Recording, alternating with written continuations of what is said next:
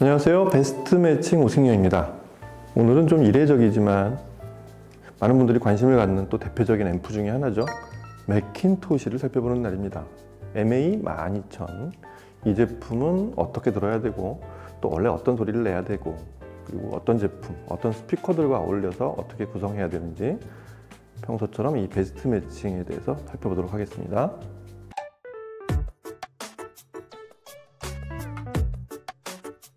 네, 매킨토시는 꽤 많은 분들에게 알려진, 심지어 오디오가 취미가 아닌 분들도 매킨토시 정도는 아마 알게 된, 그렇게 알려진 좀 유구한 브랜드이기도 하고, 이제 70년이 넘었지만, 그리고 이름은 몰라도 어디서 한 번씩은 봐서 그냥 앰프 그러면 그냥 고급 앰프의 대명사처럼 되어 있는 이 하이엔드 오디오, 하이파이 오디오를 상징하는 거의 대표적인 브랜드죠. 저희가 이제 이 제품의 어떤 그 등급이나 그 위상 같은 거를 이렇게 표현할 때 이렇게 한 회사에서 약 지금 1949년부터니까 이게 몇 년이에요? 76년째가 되네요.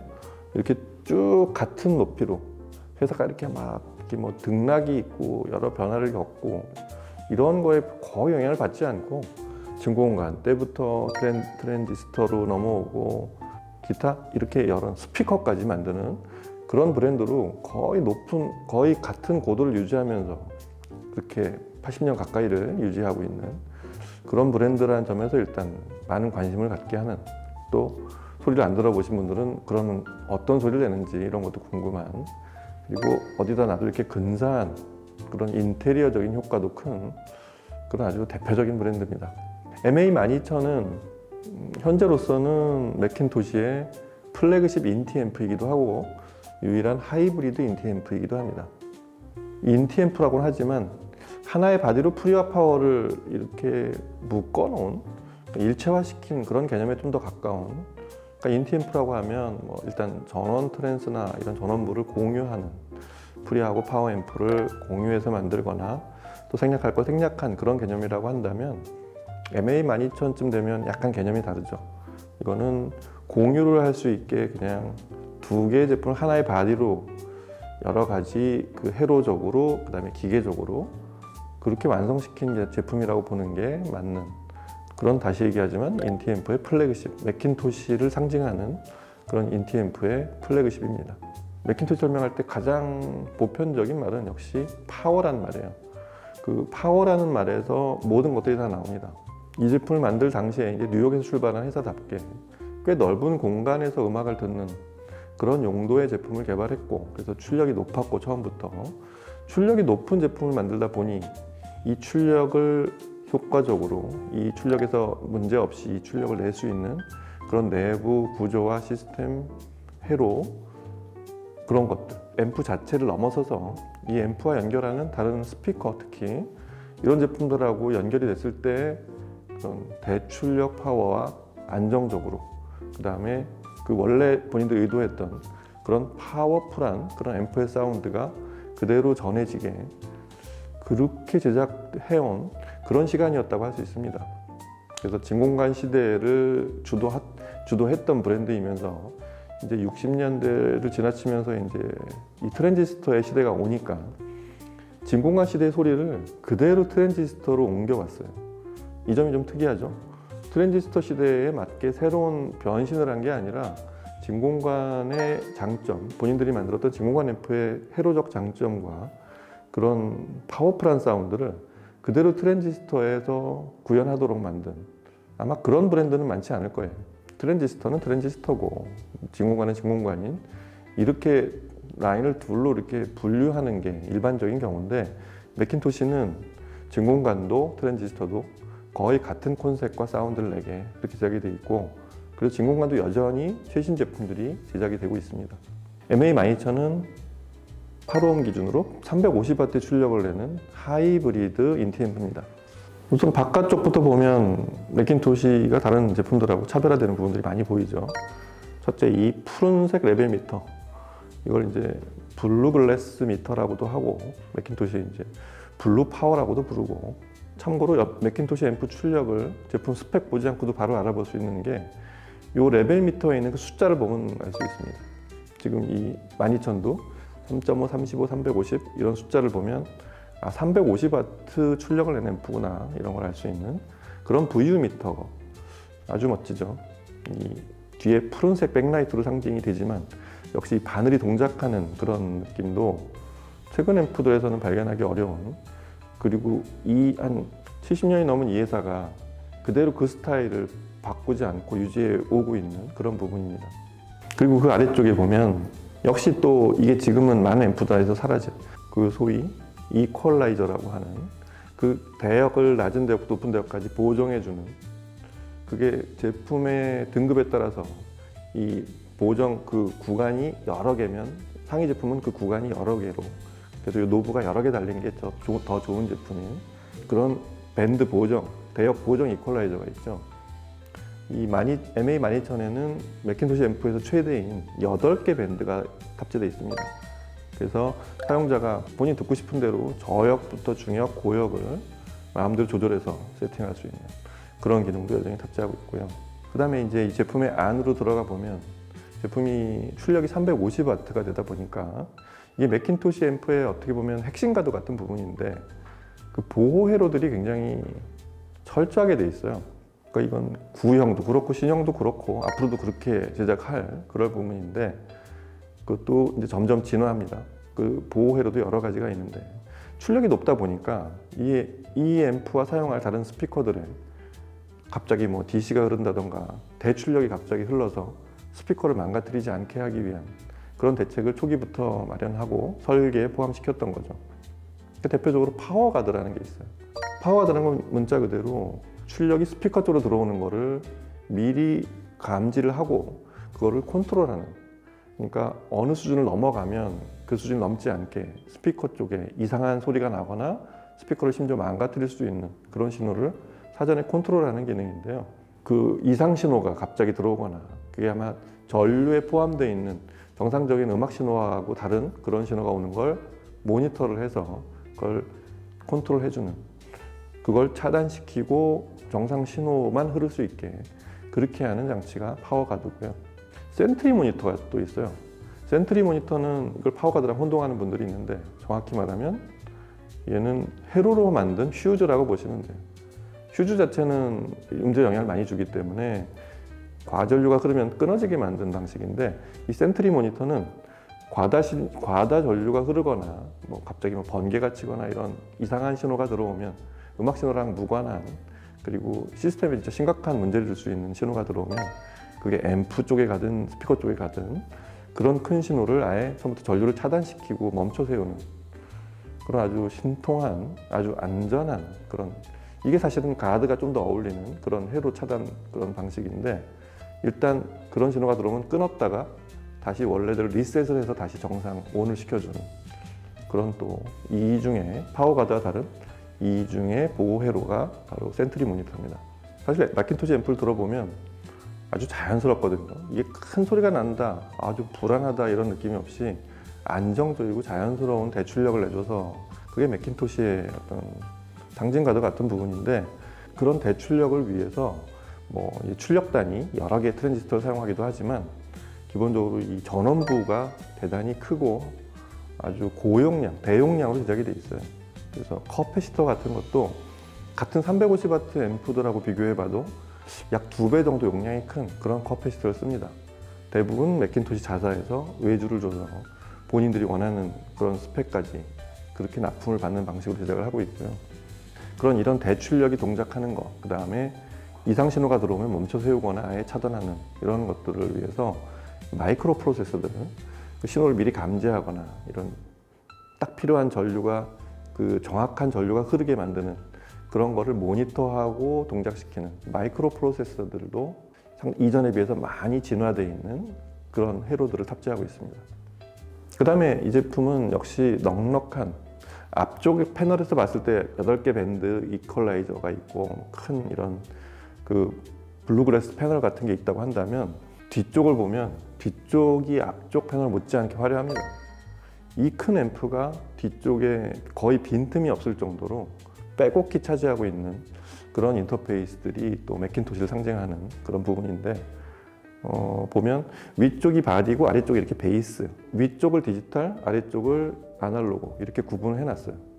상당히 교통정리도 잘 해놓은 그런 레이아웃을 볼 수 있는데, 일단 그 이전에 그 인터페이스가 말씀드렸듯이 굉장히 풍부해서 이 입력만 봐도 RCA가 6개인가 있어요. 이 언밸런스 입력이 쭉 6개가 상하로 쭉 6조가 있다는 얘기고, 그거하고 별도로 이 12000에는 MM하고 MC 단이 별도로 구분이 되어 있어요. 참고로 이 제품은 그 LP 턴테이블을 사용하기에 대단히 넉넉한 인터페이스를 갖췄다는 것도 굉장히 이 제품을 상징하는 것 중에 하나인데, MM하고 MC를 굳이 구분할 필요 없는데 이렇게 나눠 놓은 것도 그렇고, 위쪽을 보면 디지털도 이 DA2라고 해서 매킨토시가 약 5년 전부터 그 디지털 쪽, 또 특히 스트리밍 기기들하고 연계되기에 최적화시킨 그런 디지털 입력도 상당히 많이 발전되어 있습니다. 그래서 매킨토시의 최신형 DAC 입력단을 이제 DA2라고 부르는데, 여기 보면은 그 디지털 입력도 뭐 모든 입력을 다 포함하고 있어. 풍부하게 입력을 할 수가 있고, 내부의 DA 컨버터 사양도 대단히 높습니다. 32비트에 384kHz까지, DSD는 512까지 재생할 수 있는. 그러니까 디지털과 아날로그로 이 앰프에 입력할 수 있는 최고 수준의 제품들을 모두 수용할 수 있는 그런 넉넉함이 있는 그런 인터페이스를 갖추고 있고요. 인티 앰프이기 때문에 바깥쪽으로 뭐 파워 앰프랑 출력할 일은 그렇게 많지 않다고 생각해서 밸런스는 하나만 뒀는데, 하나만 둔 데 비해서 밸런스 입력은 2개나 둔 거죠. 그러니까 밸런스 출력을 하는 그런 아날로그 기기들을 2개까지 언밸런스와 별도로 그렇게 연결할 수 있게 그렇게 되어 있습니다. 그리고 이런 편리성도 잊지 않고 있어서 매킨토시 앰프들하고 그 MCT라는 단자로 연결하면 주로 이제 매킨토시 앰프들하고 연계가 되어 있긴 하지만, 그 단자 인터페이스를 갖춘 그런 기기들하고 연결하면 매킨토시 앰프 하나의 버튼으로 모든 앰프 파워가 같이 꺼질 수 있는 그런 파워 컨트롤 기능도 갖추고 있고요. 그리고 뭐 HDMI EAC 같은 그런 디스플레이 기기들과 연계하는 것도 당연히 갖추고 있어서 이 제품을 영화 같은 그 영상을 감상할 때 편하기 위해서 그 영상 기기들하고도 연계하기에 아주 최적으로 만들어 놨어요. 그래서 패스트루 같은 거 있죠. 그 DSP로 입력이 되어 있는 그런 신호를 자사 프리단 안 거치고 바로 파워로 출력할 수 있게 만든 그런 패스트루 같은 기능도 잊지 않고 있습니다. 무엇보다 이 제품은 앞쪽 패널, 뒤쪽 패널도 그렇지만 만듦새 자체, 전체 이 빌드 퀄리티라고 그러죠. 그 구석구석을 보면 제품 자체가 이 소리를 내기 이전에 대단히 아주 구조적으로 아름답기도 하지만 굉장히 견고하게 만들어졌다는 인상을 주는 그런 것도 매킨토시 앰프의 가장 큰 장점 중에 하나입니다. 대표적으로 방열핀 같은 것도 예전에는 그냥 일반 금속 스틸에다가 이렇게 도색을 하고 이랬는데, 매킨토시에 지금 12000에 들어간 이 MA12000에 쓴 방열핀은 블랙 티타늄이라고 그래서 색깔 자체가 원래 블랙인 그런 스테인리스강 티타늄을 사용해서 제작이 되어 있습니다. 오래돼도 이게 벗겨지거나 열이 오랫동안 나도 이렇게 도색이 이렇게 벗겨지거나 그렇게 되지 않는 그런 재질을 사용해서, 그리고 또 뭐 기본적으로 이제 그 소재 자체가 그런 발열하는데 가장 최적으로 그런 소재를 선택해서 제작이 되어 있습니다. 그리고 말단까지 매킨토시 정신이 반영된 부분이 뒤쪽에 스피커 연결 단자가 대단히 편해요. 일반 그 바나나 단자 같은 건 말할 것도 없지만 스페이드 단자 이렇게 끼우려면 좀 잘못하면 이게 딱 들어맞지 않을 때도 있고, 중간에 잘못해서 그래서 빠질 수도 있고, 그리고 그걸 조이려고 하려면 또 손에 잘못하면 이게 손이 아플 수도 있고 잘 안 잠길 수도 있는데, 매킨토시는 또 그런 것까지도 연구를 많이 했어요. 이걸 이제 신치 단자라고 하는데, 이렇게 놓고 몇 번 돌리면 이게 이중으로 돼 있어서 크게 돌릴 때는 뒤쪽으로, 그 다음에 미세한 걸 돌릴 때는 앞쪽을 돌리면 몇 번 안 돌렸는데 아주 그 스페이드 단자가 그 터미널에 찰싹 아주 견고하게 잘 고정이 됩니다. 그 스피커 케이블이 그렇게 앰프에 아주 견고하게 잘 결착이 되면 사운드에 대한 어떤 기대감도 동시에 증가하는 그런 것도 아주 잘 만든 앰프가 이 매킨토시 MA12000입니다. 자, 뭐 가장 궁금한 부분은 역시 매킨토시는 그럼 어떻게 들어야 되냐. 매킨토시에 대한 여러 가지 얘기들, 이제 구시대적인 소리고 하이엔드적이지 않다는 얘기들을 하는 사람들도 있고, 그렇지 않다고 매킨토시의 또 애호가들은 또 다른 얘기도 하고, 이제 여러 설들이 있는데, 간단하게 말씀드리면 맥킨토시는 이전의 소리하고 많이 달라졌어요.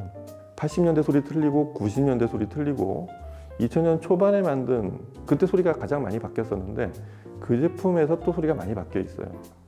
일단 인터페이스나 기타 지금 같은 어떤 회로적으로 여러 가지 아주 정교한 부분들을 만들어 놓은 것 외에도 사실 가장 많은 설계는 사운드에 들어가 있습니다.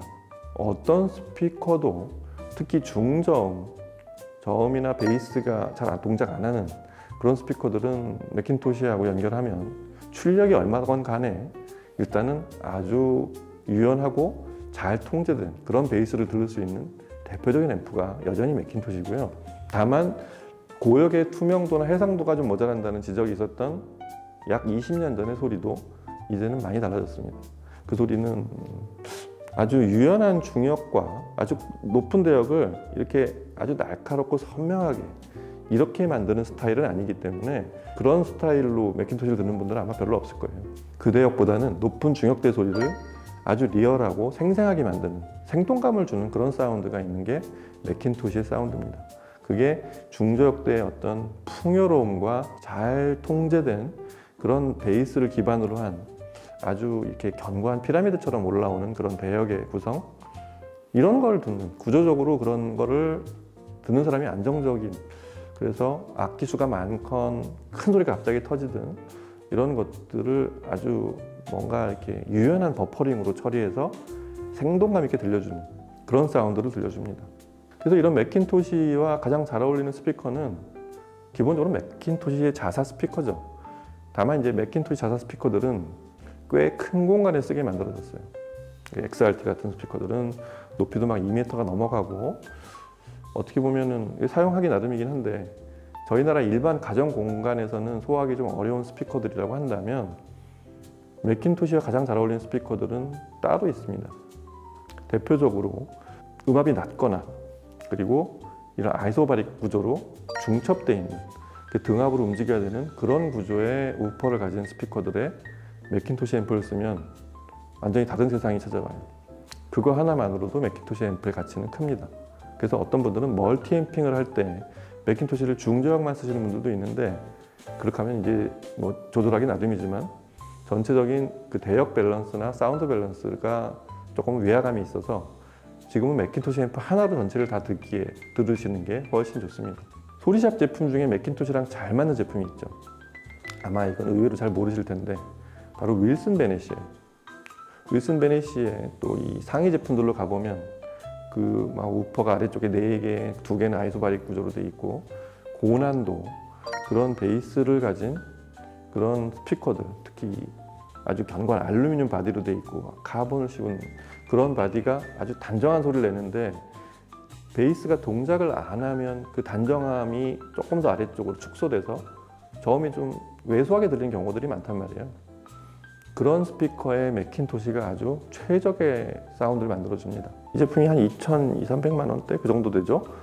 앰프 가격을 생각하면 그렇게 대입을 시키면 이제 윌슨 베넷시에서는 엔데버 3.0나 그다음에 ACT 3.0 이 정도가 될 텐데 제품의 드라이브 능력으로 보면 그 레졸루션이나 심지어 옴니움까지도 연결해 볼 만한, 아마 제가 옴니움은 직접 연결을 안 해봤는데 옴니움에서도 그렇게 어색하지 않은 소리가 들릴 거예요.